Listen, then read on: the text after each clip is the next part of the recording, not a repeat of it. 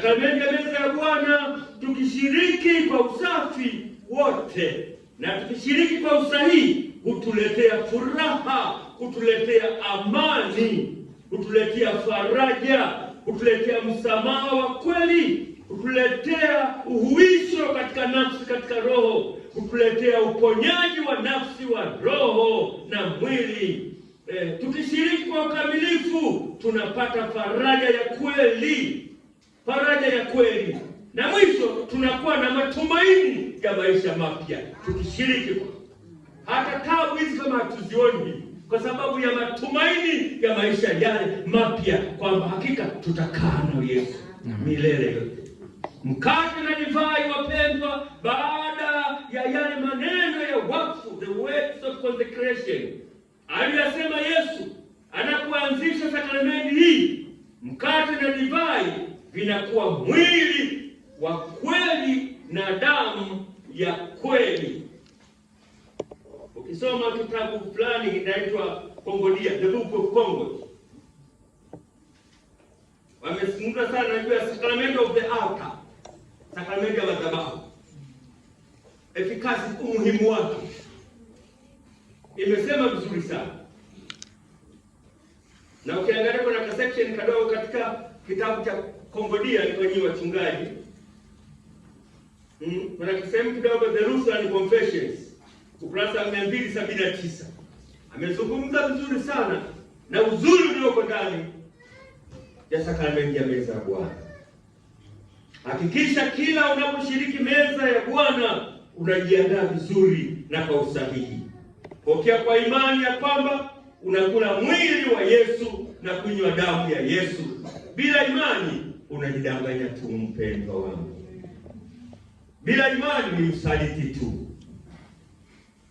Ujihoji moyoni kuhusu mwenendo wako, kama anavyosema Paulo katika Wakorintho ambayo tumesoma leo. Ujihoji moyoni kuhusu mwenendo wako, mahusiano yako na Yesu yakoje? Uwe mtu wa toba ya kweli kama Petro, baada ya kumkana Yesu mara zote, hata kwa mara ya 3 Petro alilia. Alikuwa na toba ile na juto, akisema Bwana wangu na Mungu wangu. Kama Daudi katika Zaburi ya 51, nirehemu sawasawa na fadhili zako, kiasi cha wingi wa neema yako, yafute makosa yangu, unioshe kabisa, kwa maana nimekutenda dhambi. Anatubu katika Zaburi ya 51 na kujika. Na kama mhalifu pale msalabani, wapendwa, mhalifu pale msalabani, Yesu anamwaidia, anasema leo baada ya ile toba, muogope katika kwa mateso haya, sisi tumestahili kuhukumiwa, lakini huyu hajakosea. Alisema wazi ukweli. Yesu akamwambia, leo hii tutakuwa nawe peponi. Kika msamaha unamaliza yote.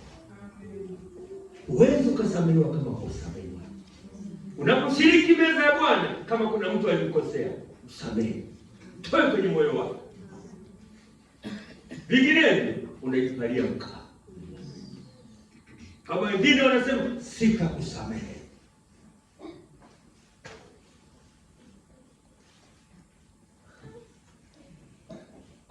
Nenda kama mfano wa Yesu, mwana mpotevu. Mwana mpotevu alipozingatia akasema, nitarudi kwa Baba na kumwambia, Baba, nimekosa mbele yako na mbele za mbingu, sistahili kuitwa mtoto wako.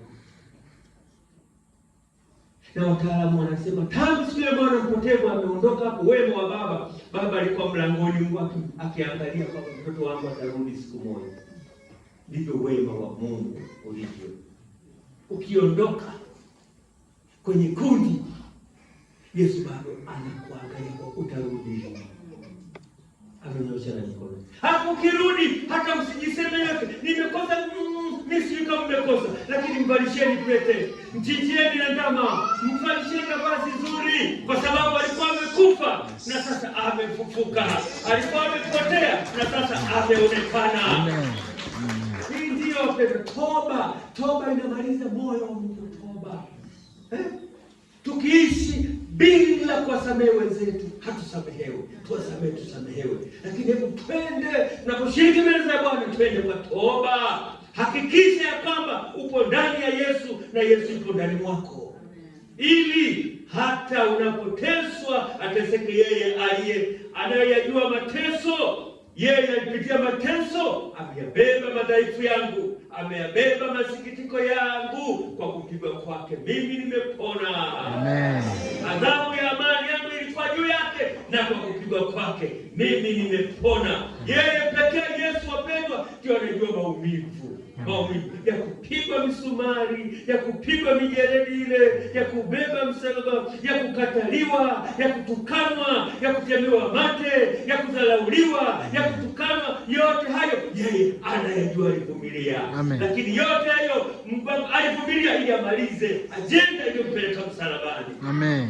Neno la Mungu wapendwa, na sakramenti ya meza ya Bwana vinabeba siri kubwa sana ya maisha ya kukulia wokovu. Pendwa watu wa Mtwivila, muwe na Alhamisi njema. Karibu kesho Ijumaa, na karibu Jumapili na Jumatatu. Tusimame na kuomba.